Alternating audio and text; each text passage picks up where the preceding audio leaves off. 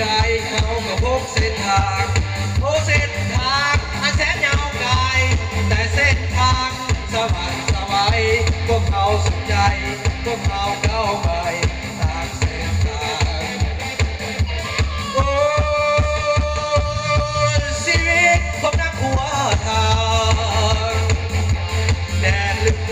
นเขาต้องไปค่ำหรือคืนเขายืนอยู่ทาง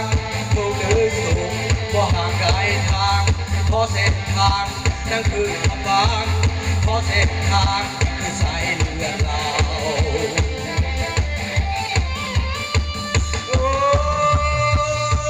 ถึงจะจากไปไกลแต่จิตใจ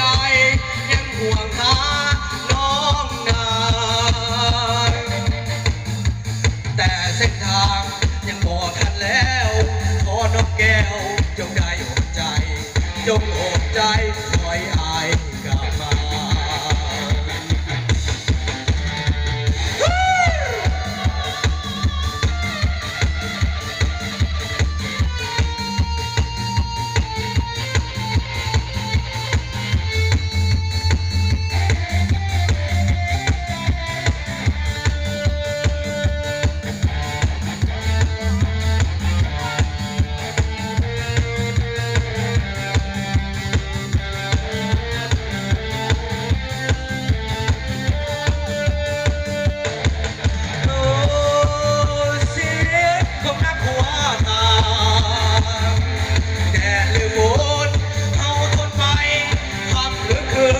เขายืนอยู่ทาง